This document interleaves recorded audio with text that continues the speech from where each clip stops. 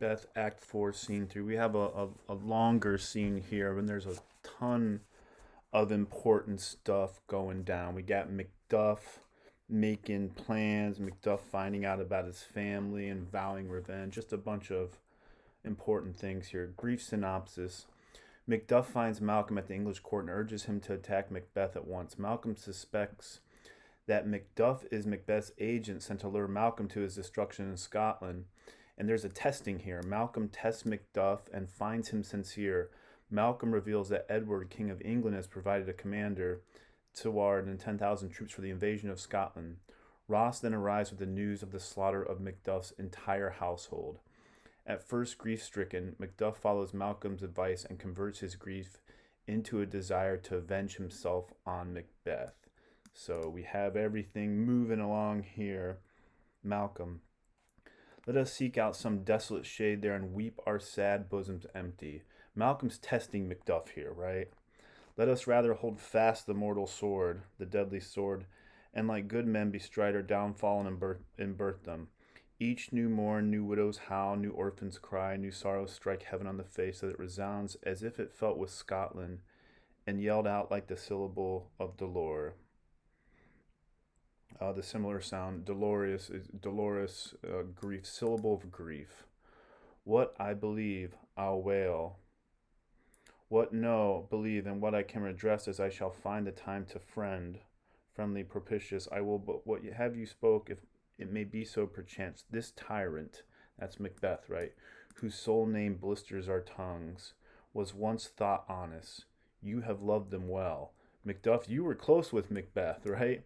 He has not touched you yet. I am young. Why isn't Macbeth messing with you? I am young, but something you may deserve of him through me, earned by betraying me to Macbeth, and wisdom to offer up a weak, poor innocent lamb to appease an angry God. Are you here to betray me? Uh, I am not treacherous, but Macbeth is. A good and virtuous nature may recoil in imperial charge, but I shall crave your pardon. That which you are, my thoughts cannot transform. Angels are bright still, though the brightest fell. The brightest Lucifer fell. Lucifer was the angel and fell, right? Though all things foul would wear the brows of grace, yet grace must still look so. I have lost my hopes. Now they're going back and forth. Perchance, even there where I did find my doubts, why in the rawness left you wife and child? Why did you leave those precious motives, those strong knots of love, without leave taking? I pray you, let not my jealousies, my suspicions, be your dishonors, but mine own safeties. You may be right just, you may be perfectly honorable, whatever I shall think. Bleed, bleed, poor country. Macduff is lamenting the state of the country. Remember, everything fair is foul, foul is fair, everything's in upheaval. The country is in turmoil. Great tyranny, lay thou thy basest shore, my foundation. For goodness dare not check, restrain thee. Wear thee thy wrongs, the title is afeared, legally confirmed. Fare thee well, Lord, I would not be the villain that thou thinkest. I'm honorable. I'm swear, I swear I'm honorable. For the whole space that's in the tyrant's grasp and the rich east to boot. Be not offended. I speak not as an absolute fear of you. I think our country sinks beneath the yoke. It weeps. It bleeds. This is what Macbeth is doing to the country. Each new day a gash is added to her wounds. I think withal, moreover, there would be hands uplifted in my right. And here from gracious England have I offer of goodly thousands. But for all this, when I shall tread upon the tyrant's head, tread upon Macbeth's head, or wear it on my sword, yet my poor country shall have more vices than it had before, more suffer and more sundry ways than ever, by him that shall succeed. What should he be? It is myself, I mean, in whom I know all the particulars of vice so grafted, that when they shall be open, black Macbeth, right? That's black Macbeth. He's evil incarnate. Will seem as pure as snow, and the poor state esteem him as a lamb, being compared with my confineless harms. And here's Macduff. Here's where he really proves as well, not his loyalty and how he's not on Macbeth's side. Not in the legions of horrid hell can come a devil more damned in evils to top Macbeth. Macbeth is evil upon evil. I grant him bloody, luxurious, lecherous, avaricious, false, deceitful, sudden, violent, malicious, smacking of every sin that has a name, but there's no bottom, none. In my voluptuousness, my lust, your wives, your daughters, your matrons, and your maids cannot fill up the cistern of my lust and my desire. All continent impediments would overbear that did oppose my will. Better Macbeth than such one to reign. So he's testing him. Malcolm's like, well, he's testing him here. Boundless intemperance, in nature is a tyranny. It hath been the untimely emptying of the happy throne and fall of many kings. But fear not yet to take upon you what is yours. You may convey, secretly manage your pleasure in a spacious plenty, yet seem cold the time. You may so hoodwink, we have willing dames enough. There cannot be that vulture in you to devour so many, as will to greatness dedicate themselves, finding it so incline. With this there grows in my most ill-composed affection such a staunchless avarice that were I king, I should cut off the nobles of the land. So Malcolm's testing Macduff here. He's like trying. This is what I would do, right? Desire is jewels in this other's house, and my more having would be a sauce to make me hunger more. That I should forge quarrels unjust against the good and loyal, destroying them for wealth. And we're going to see how Macduff replies. This avarice sticks deeper, grows with more pernicious root. Then summer seeming lust, and it hath been the sword of our slain kings. Yet do not fear, Scotland hath foisons to fill up your will of your mere own. All these are portable with other graces weighed. And, Malcolm is going on here. More lines, more words about what he would do. He's testing Macduff here, these words.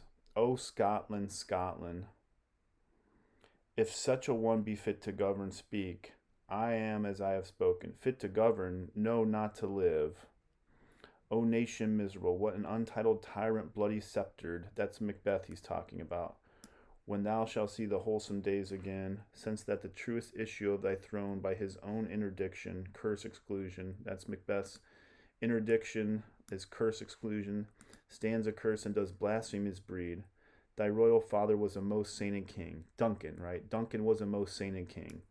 The queen that bore thee, often near upon her knees and our feet, died every day she lived. Fare thee well, these evils thou repeatest upon thyself hath banished me from Scotland. O my breast, thy hope ends here. So Macduff, hearing Malcolm was testing him with saying all these evil and dastardly things. He was testing Macduff, and Macduff's reactions right here. Here's where Malcolm's like, I trust you. And they're going to team up, and the two of them are really going to work to overthrow Macbeth here. Macduff, this noble passion, child of integrity, hath from my soul wiped the black scruples. That's the suspicion. I believe you now, just how you reacted to what I was saying. Reconcile my thoughts to the good and truth and honor. Devilish Macbeth, by many of these trains. You could just see the adjectives used to describe Macbeth here, right? Black, devilish. By many of these trains, has sought to win me into his power, and modest wisdom plucks me from over credulous haste, but God above deal between thee and me. Right there. God above deal between thee and me. We have a deal. We're going to team up and work together to overthrow Macbeth. For even now I put myself to the direction.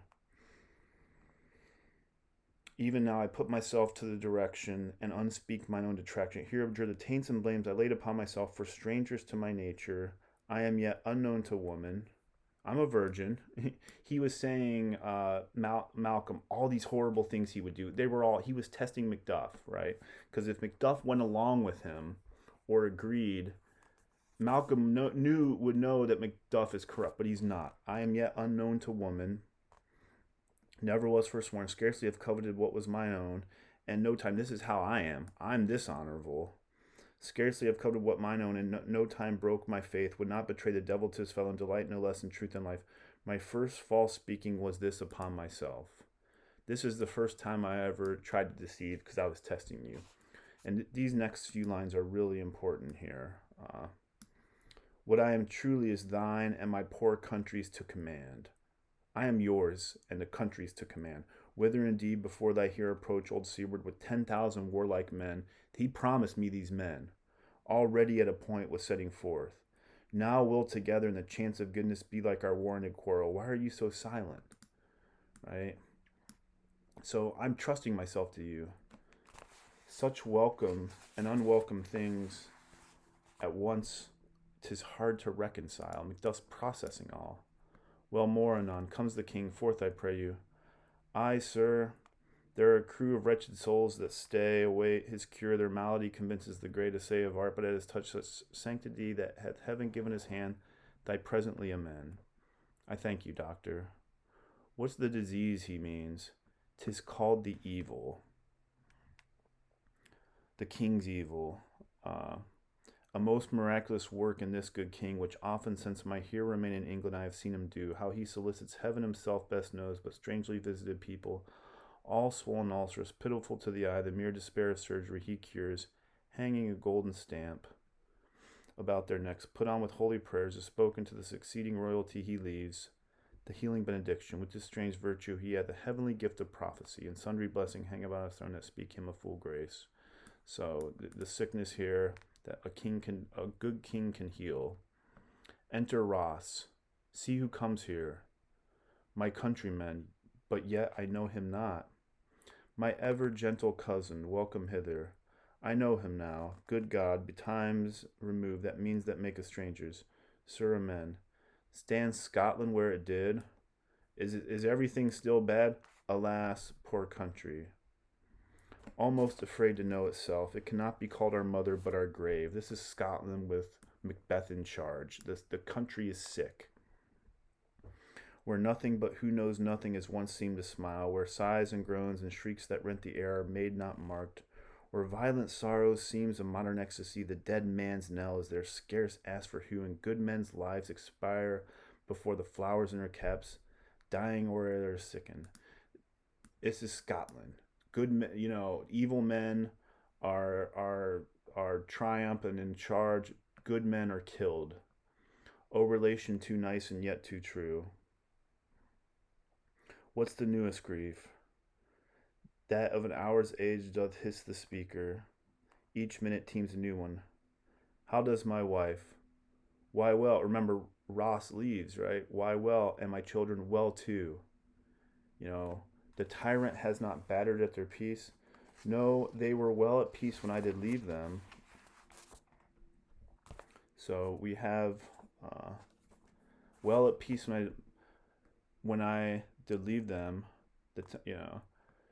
But don't be stingy with your speech. How goes it?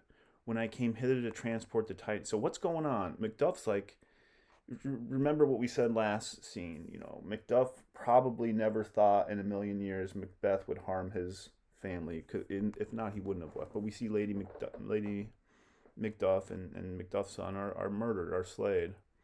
When I came hither to transport tidings, which I have heavily borne, there ran a rumor of many worthy fellows that were up in arms, which was my belief witnessed the rather for that I saw the tyrant's power afoot.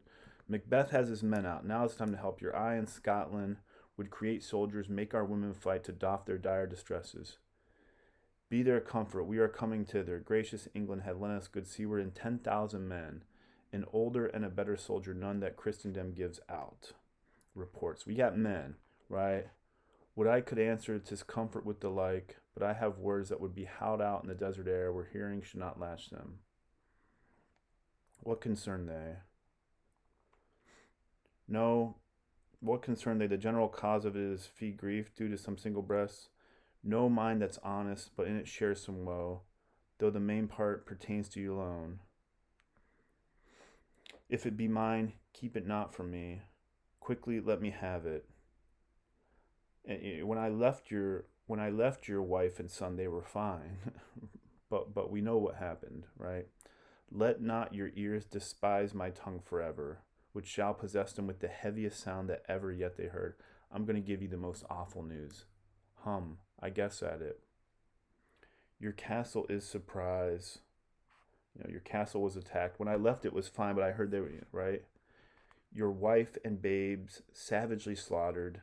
To relate the manner, we're on the quarry of those murdered deer to add the death of you.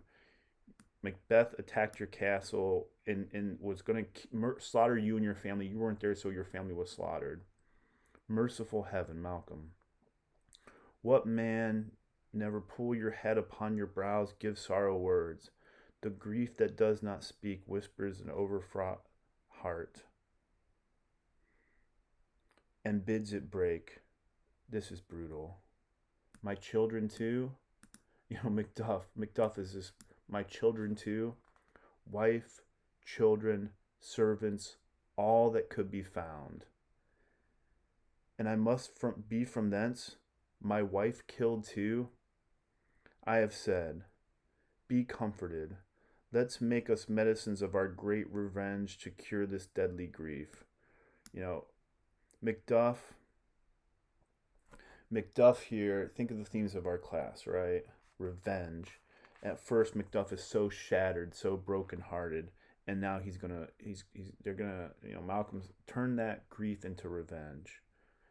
Let's make us medicines of our great. But Macduff here, I love this language by Macduff is so beautifully tragic, emotional, fraught. He has no children. Macbeth, he has no children. All my pretty ones. Did you say all? Oh, hellkite. All? What? All my pretty chickens and their dam at one fell swoop. All of them? He killed all of them?